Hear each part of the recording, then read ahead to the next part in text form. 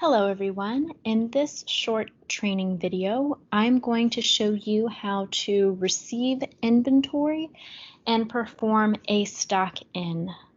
So the screen that I'm currently on and looking at is going to be the main site dashboard that you'll see upon logging into your site-specific portal. So what I'm going to do is I'm going to click View Inventory. Okay, and looking at this for this training video, we're going to focus on this top line item, which are my filter tips. And I'm going to come over here and I'm going to click Open PRs.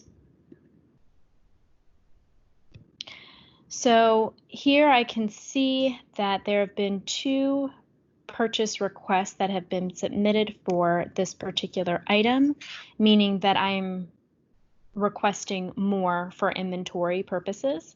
And for this training video, we're going to focus on this top purchase request, which was submitted on June 4th. So what I'm going to do is I'm going to come over here and I'm going to click this little edit button. This is my pencil. So if I'm at my training facility, I have received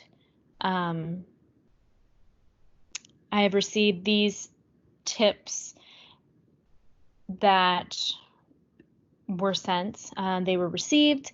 So I'm going to come in here and I'm going to let the system know, the database know, that I have received this inventory that was sent out.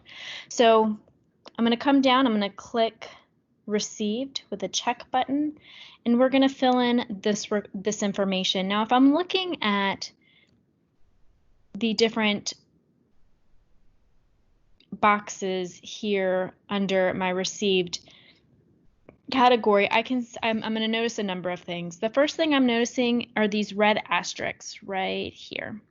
This red asterisk means that it is a required field in order for me to save and close this. So I'm going to click on my calendar icon and I'm going to indicate that it was received. We'll go ahead and put in June 12th and the number of units received.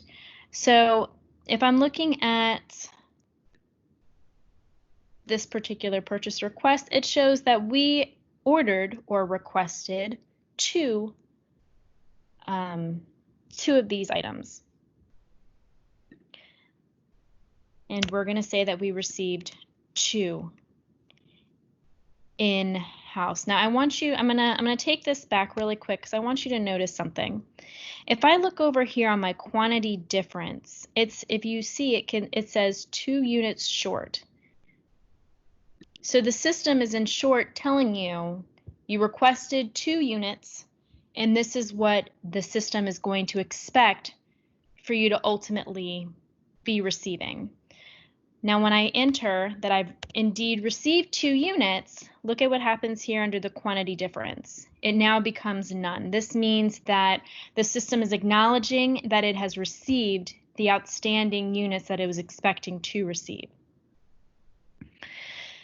For this particular item, it doesn't show that it is required, but most items that do have a lot number and expiration date, we're going to train the system to request that this information is entered.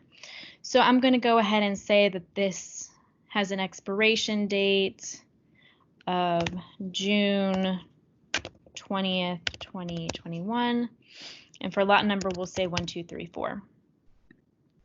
Condition on arrival. So this is where if there's anything that has been damaged or is missing, or let's say it didn't arrive in the proper temperature gradient that it should have, this is the box in which you would annotate that. So for our purposes, we'll say everything was received acceptable and acceptable conditions. So I'm going to put NA, which means not applicable.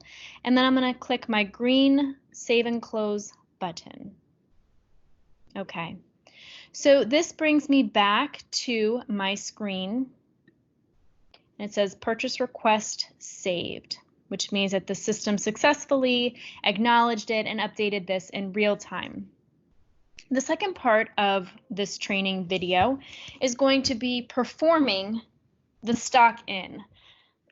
Okay, so from this screen, we can perform our stock in. So what I'm going to do is I'm going to come over here and I'm going to click on this green button which says Add Stock In. Okay, so this next screen that it's going to bring me to gives me a summary of the information, which was this was the product that we are stocking in.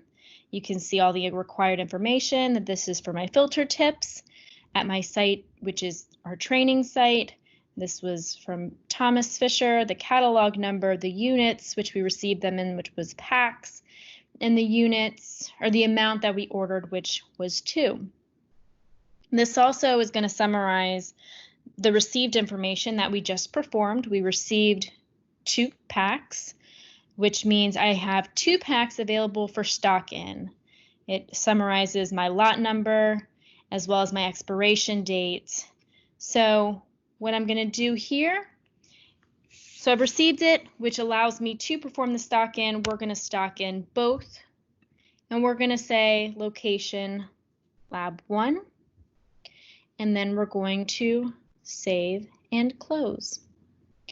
And when I come back here, it shows, again, it'll give you a confirmation that your stock in that you just performed was saved. And if I look over back at my chart here, it says current stock 2. So for summary purposes, when I come back to we're going to go back to the home screen, and we're going to go back to our view inventory. So if I look back at my filter tips here, you'll notice a couple of things. You'll notice a couple things. You'll notice that the reorder alert, that yellow reorder alert that was initially here, is no longer there. It has since disappeared. And my current stock is now updated to 2.